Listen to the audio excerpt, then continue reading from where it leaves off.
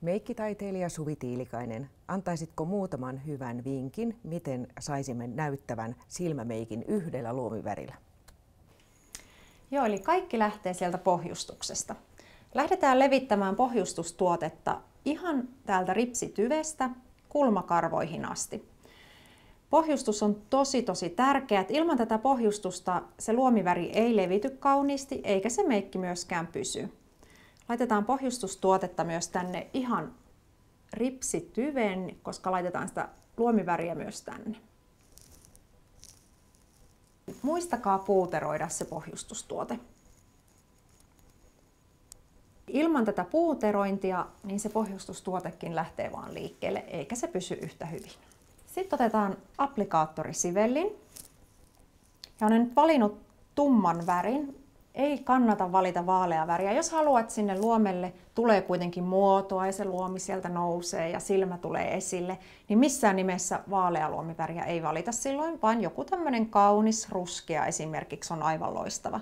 Ja kannattaa valita harmaaseen taittava ruskea, niin silloin ei tule myöskään sitä, että se silmä näyttää itkeneeltä ja punaiselta. Eli lähdetään ihan täältä ripsityvestä laittamaan sitä ruskeaa luomiväriä ja koko liikkuva luomi.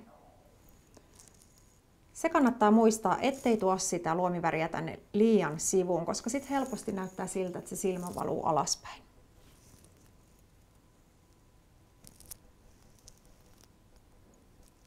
Ja ihan tänne luomivakoon asti levitetään ja vähän luomivaon yläpuolelle vielä. Jos sen jättää tähän, missä on luomivako, niin monilla ihmisillä se ei näy sieltä minnekään sen jälkeen, kun avaa silmän. Eli luomivaon yläpuolelle pitää nostaa. Välillä voi avata sit silmää ja vähän katsoa, että joko se riittää ja selvästi vielä vähän tarvii nostaa ylöspäin sitten.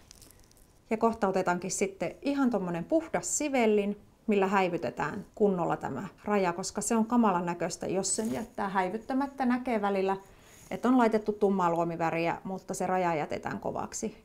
Kaiken A ja O siinä, että se näyttää kauniilta se tumma väri, on se, että se häivytetään kauniisti. Mä lähden häivyttämään nyt puhtaalla siveltimellä. Semmonen pikkuinen kikka on olemassa, että jos se tuntuu, että se ei silläkään onnistu, niin ottakaa puuteria siihen puhtaaseen siveltimeen ja lähtekää häivyttämään sitä täältä kulmakarvoista alaspäin, niin silloin se häivytys onnistuu myös vähän helpommin vielä. Seuraavaksi lähdetään levittämään se sama luomiväri sinne ripsityveen. Tässä kannattaa muistaa, että sellainen pehmeä rajaus on paljon kauniimpi kuin sellainen tiukka vihainen rajaus, joka myös pienentää silmää. Eli ihan tänne ripsityveen, ripsen päälle ja siitä vähän sitten häivytellen alaspäin. Mä silti teen nyt vielä rajauksen tähän.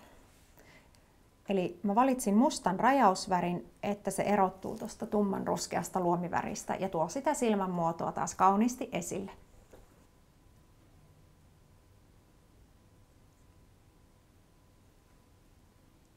Ja sitten viimeistellään silmämeikki ripsivärillä. Kato vaan ylöspäin.